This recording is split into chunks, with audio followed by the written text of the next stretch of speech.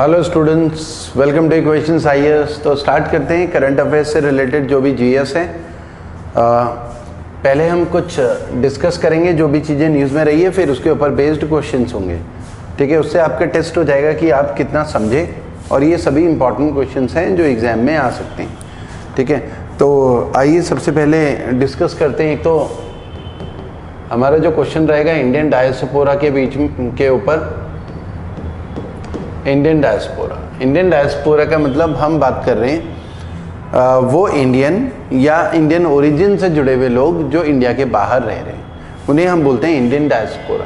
इसको हम दो पार्ट में डिवाइड कर लेते हैं। एक तरफ हम एनआरआई रख लेते हैं, नॉन रेजिडेंट इंडियन, और एक तरफ हम इंडियन ओरिजिन रख लेते हैं, इंडियन ओरिजिन। ठीक है, एनआरआई ये बेसिकली इंडियन सिटीजन है, ये इंडियन सिटीजन ही है, लेकिन ये किसी पर्टिकुलर फाइनेंशियल ईयर में 6 महीने से ज़्यादा इंडिया से बाहर रह रहे हैं, इसीलिए बोल रहे हैं इन्हें नॉन रेजिडेंट इंडियन। तो इसमें बिल्कुल डाउट नहीं होना चाहिए कि एनआरआई इंडियन नहीं है। ये इंडियन पासपोर्ट होल्डर हैं या नौकरी की तलाश में या किसी वजह से, अलग अलग रीज़न की वजह से इंडिया से बाहर 6 महीने से ज़्यादा रह रहे हैं एक पर्टिकुलर फाइनेंशियल ईयर में, तो उन्हें हम एनआरआई बोलते हैं, नॉन रेजिडेंट इंडियन। नाम से ही को डिकोड कर सकते हो, नॉन रेजिडेंट इंडियन। ठीक है, मतलब वो इंडियन जो इंडिया में नहीं रह रहे हैं, नॉन रेजिडेंट। ठीक है, इंडियन ओरिजिन ये फॉरेनर्स हैं बेसिकली, ये फॉरेनर्स हैं बेसिकली जिनके ओरिजिन इंडियन है। इनके दादा परदादा, नाना नानी परनानी, कोई ना कोई कभी पास्ट में इंडियन रहा है, या वो इंडिविजुअल खुद कभी इंडियन था, फिर इंडियन सिटीजनशिप छोड़कर किसी और कंट्री की सिटीजनशिप ले ली थी। ठीक है, तो उसे हम बोलते हैं इंडियन ओरिजिन। और यही इंडियन ओरिजिन के कुछ लोग अपना ओसीआई कार्ड बनवा लेते हैं। ओसीआई कार्ड होता है ओवरसीज सिटीजनशिप ऑफ इंडिया।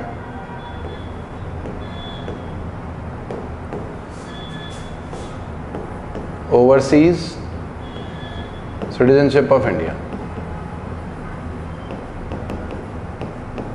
इसे ड्यूअल सिटीजन की शिप की तरफ भी देखा जाता है। तो वो वाले इंडियन ओरिजिन जो अपना ओसीआई कार्ड बनाते हैं, मतलब बेसिकली इन्होंने इंडियन सिटीजनशिप नहीं ली है, बस अपना ओसीआई कार्ड बनाया, ओसीआई कार्ड लेकर बनवाकर इंडिया में रह रहे हैं। इन्हें वोटिंग राइट नहीं होता, बाकी मोस्टली सभी राइट्स इनके पास रहते हैं इंडिया में। यहाँ पर बिजनेस करते हैं, काम करते हैं, ओसीआई कार्ड बना हुआ रहता है, वीज़ा फ्री ट्रैवल होता है, लाइफ लॉन्ग इंडिया में रह सकते हैं, जितना भी टाइम आना जाना, बार बार इंडिया में वीज़ा के लिए अप्लाई नहीं करना, वरना किसी फॉरेनर को इंडिया में वीज़ा के लिए अप्लाई करना होता है। तो ओसीआई कार्ड होल्डर को कोई अप्लाई नहीं करना, जब मर्जी आना जाना रहना, यहाँ काम करना, यहाँ पर प्रॉपर्टी भी खरीद सकते हैं ये। ठीक है, रेजिडेंशियल प्रॉपर्टी, बस ये है कि एग्रीकल्चर लैंड नहीं खरीद सकते, गवर्नमेंट जॉब्स के लिए तैयारी नहीं कर सकते हैं। ठीक है, तो ओसीआई कार्ड होल्डर और वोटिंग राइट नहीं होता। तो ये सब इंडियन डायस्पोरा है। अब हम क्या करते हैं, भारत सरकार क्या करती है, इंडियन डायस्पोरा को इनकरेज करती है कि वो इंडिया में इन्वेस्ट करें। इंडियन डायस्पोरा ये लोग इंडिया, ये सारी सिस्टम इसीलिए बनाए हुए हैं कि इंडिया के साथ ना इनके लिंकेजेस और रिलेशंस बने रहें, और ये इंडिया में इन्वेस्टमेंट करते रहें, कल्चरल एक्सचेंजेस हों। इन्वेस्टमेंट में फ़ायदा होता है, कल्चर में जो है वो एक्सचेंजेस होते हैं, कल्चरल एक्सचेंज। ठीक है, और अपने घर परिवार को रेमिटेंसेस भेजते हैं, पैसा भेजते हैं रिश्तेदारों को, घर परिवार। जैसे एनआरआई है जो बाहर नौकरी कर रहा है, अपने घर परिवार को यहाँ पैसा भेजता है, रेमिटेंसेस। तो बहुत सारे एनआरआई हैं, बहुत सारे इंडियन हैं जो इंडिया से बाहर नौकरी कर रहे हैं और अपने फैमिली को यहाँ पर पैसा भेजते हैं, तो उसे हम रेमिटेंसेस बोलते हैं। तो एक तो स्टूडेंट हमने इसके ऊपर हम क्वेश्चंस पूछने वाले हैं अभी, ऑब्जेक्टिव क्वेश्चंस। तो आपको चेक करना है आपको कितना समझा। वीडियो को लाइक ज़रूर कर लें और हमारे चैनल को सब्सक्राइब कर लें जिन्होंने सब्सक्राइब नहीं करा है। ठीक है, उसके अलावा बात करते हैं राफेल एम। राफेल एम ये फाइटर एयरक्राफ्ट है।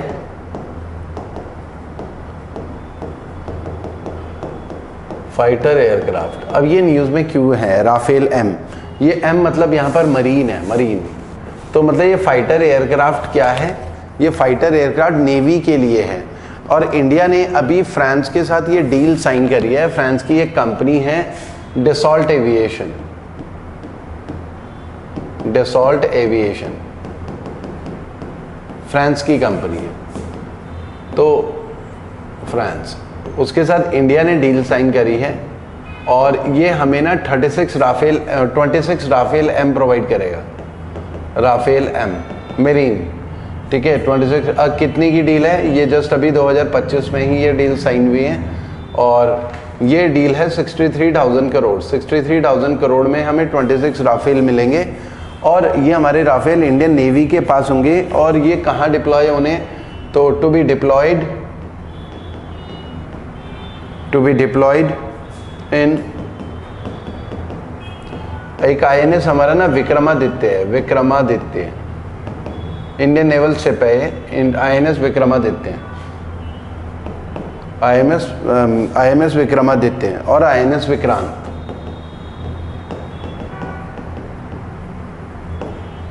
INS विक्रमादित्य, INS विक्रांत, इन दोनों में डिप्लॉय होंगे। मतलब ये वॉरशिप्स होते हैं बेसिकली जिसमें रनवे वगैरह सब रहता है, फाइटर वगैरह रहते हैं। तो ये जो हमारे नेवी के शिप हैं इसमें भी कई लोगों को लगता है केवल एयरफोर्स में ही पायलट होते हैं, फाइटर होते हैं। तो नेवी के भी जो वॉरशिप्स होते हैं उसमें फाइटर होते हैं, रनवे होता है शिप में ही, शिप से ही शॉटी भरते हैं, टेक ऑफ लैंडिंग सब शिप में ही होता है, ठीक है। तो डसॉल्ट एविएशन ये एक न्यूज़ में था। और इससे अगर पहले की बात करें तो हमने उससे पहले ना 36 राफेल भी खरीदे थे। तो आपको ये एक आइडिया होना चाहिए, 36 राफेल, ठीक है, फ्रांस से सेम कंपनी है डसॉल्ट एविएशन, 2016 की बात है। तो हमने 36 राफेल खरीदे थे और किस प्राइस में खरीदे थे? 59,000 करोड़ अराउंड रुपीज़, ठीक है। अराउंड 36 राफेल हमने फ्रांस से ही खरीदे थे। ये फाइटर एयरक्राफ्ट है, ये एयरफोर्स के काम आया था, ठीक है। तो ये एक न्यूज़ में थे, राफेल एम न्यूज़ में था। तो एग्जाम में ना पुराने वाले राफेल के बारे में भी पूछ सकते हैं, पुराने वाले राफेल। और ये वाला तो मेरीन से रिलेटेड है, fighter aircraft Dassault aviation company से खरीद रहे हैं, ठीक है। उसके अलावा बाउंड्रीज की अगर बात करें, हमारा एक क्वेश्चन अब आगे आने वाला है, हम पूछने वाले हैं बाउंड्रीज एक 38th पैरेलल के बारे में। 38th पैरेलल ये किसके बीच में? Between north Korea and south Korea.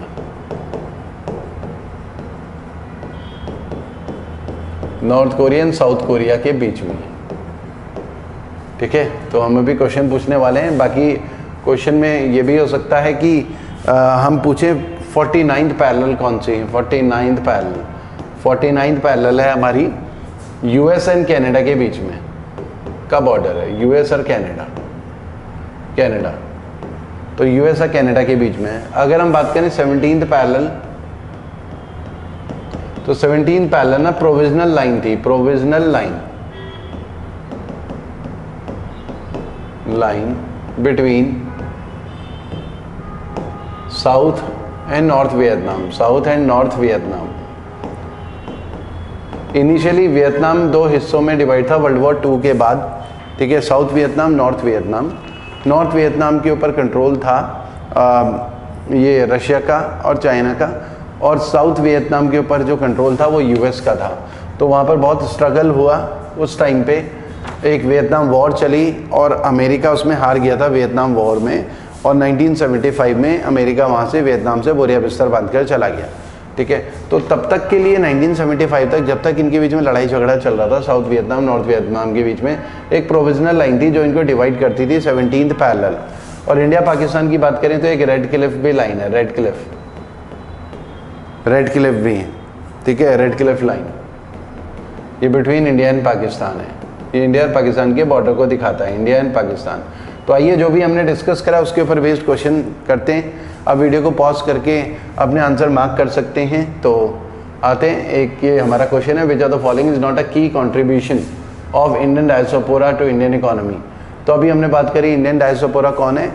वो इंडियन या इंडियन ओरिजिन के लोग जो इंडिया से बाहर रह रहे हैं, उसमें NRI भी होते हैं, OCI Indian origin OCI card holders भी होते हैं। तो फ़ायदा क्या होता है? वो यहाँ पैसा तो भेजते ही होंगे, उसे बोलते हैं रेमिटेंसेस। तो ये तो नॉट पूछा है, ये करेक्ट है। इन्वेस्टमेंट भी कर सकते हैं, कल्चरल एक्सचेंज भी होगा। तो D टूरिज्म में का डायरेक्ट कंट्रीब्यूशन नहीं है, यहाँ पर की कंट्रीब्यूशन पूछ रहे हैं। इनडायरेक्ट कंट्रीब्यूशन हो सकता है लेकिन इनसे तो है ही, तो सबसे अप्रोप्रिएट आंसर D ही हम मार्क करेंगे। 6th Rafale M fighter jets have been acquired from which country? तो फ्रांस से हम खरीद रहे हैं, डसॉल्ट एविएशन कंपनी है फ्रांस की जिससे हम परचेज कर रहे हैं। 7 boundary between north and south Korea, तो हमने बात करी है 28th पैरेलल बी हमारा आंसर है। 17 पैरेलल प्रोविजनल लाइन है नॉर्थ वियतनाम और साउथ वियतनाम के बीच में। Red Cliff line India Pakistan और 49 पैरेलल यूएस और कनाडा के बीच में। हाँ जी, अब आते हैं अब हमारा आगे क्वेश्चन एक हम पूछेंगे एनआईए से जुड़ा हुआ, आपको ठीक से समझना है और फिर आगे चेक करना है कि आप आंसर मार्क कर पाते हो कि नहीं। एनआईए नेशनल इन्वेस्टिगेशन एजेंसी है।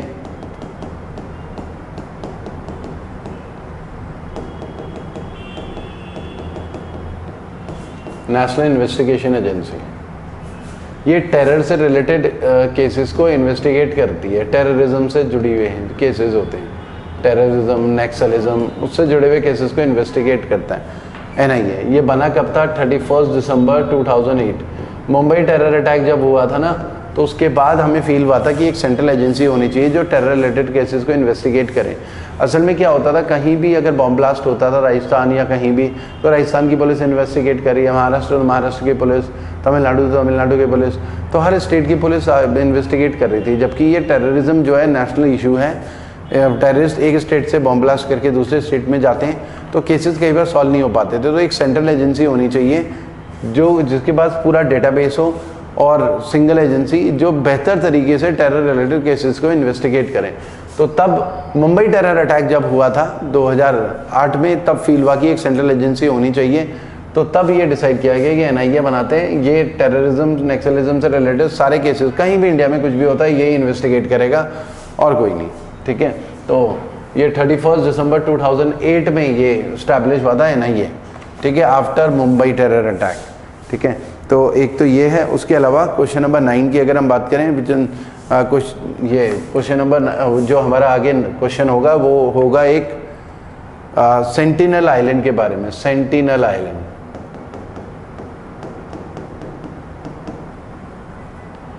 हमारे क्वेश्चन होगा सेंटिनल आइलैंड। सेंटिनल आइलैंड ये एक न्यूज़ में रहता है, सेंटिनल आइलैंड। तो सेंटिनल आइलैंड हमारा जो है ये अंडमान निकोबार के आसपास है, अंडमान निकोबार आइलैंड के आसपास है सेंटिनल आइलैंड। तो वहाँ पर ये नो मैंस लैंड, ये आउट ऑफ बाउंड रहता है, out of bound. Sentinel island out of bound है, यहाँ पर ना किसी को अलाउड नहीं है। तो वहाँ पर ना एक रेयर ट्राइब रहती है वहाँ पर, और वो उनकी लैंग्वेज ना हम समझ पाते हैं ना वो हमारी लैंग्वेज समझ पाते हैं, बिल्कुल अपनी तरीके से ज़िंदगी जीना जंगलों में। ठीक है, तो वहाँ पर सरकार अलाउड ही नहीं करती किसी को जाने के लिए, लेकिन कुछ लोग ना इलीगल तरीके से वहाँ घुस जाते हैं। न्यूज़ में आता है कोई यूएस सिटीजन भी वहाँ पर घुसा था, तो उसने फ़ोटो वोटो डाली थी, तो कुछ एक यूएस सिटीजन अरेस्ट भी हुआ है अभी, जो इलीगली सेंटिनल आइलैंड में घुसने की कोशिश कर रहा था। ठीक है, तो कई लोग जाते हैं, ब्लॉगर होते हैं, वीडियो लॉग, ऐसे आइलैंड में जाके अपनी फ़ोटो वोटो खिंचवाना, ब्लॉग में डालना कि देखो हम यहाँ गए हैं। तो वहाँ पर ट्राइब्स जो तीर वीर भी मार देते हैं, कई लोगों को मार देते हैं। देखते हैं थोड़े एक आध इमेज देखेंगे तो थोड़ा सा आइडिया हो जाएगा आपको।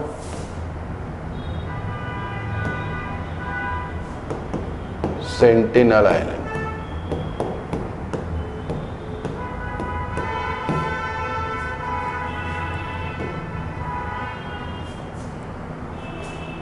हाँ ये इस टाइप से रहते हैं सेंटिनल आइलैंड, तीर वीर भी मार देते हैं ये लोगों को। ठीक है, तो ये सरकार ने आउट ऑफ बाउंड किया हुआ है, किसी को अलाउड ही नहीं है वहाँ पर जाना सेंटिनल आइलैंड में। ठीक है, उनकी लैंग्वेज हम नहीं समझ पाते। ठीक है, तो ये कुछ इमेजेस हमने भेजी सेंटिनल आइलैंड वालों की, देखिए हमने, इस टाइप से हैं वहाँ पर लोग रहते हैं सेंटिनल आइलैंड। ये दिख रहा होगा आपको इमेज।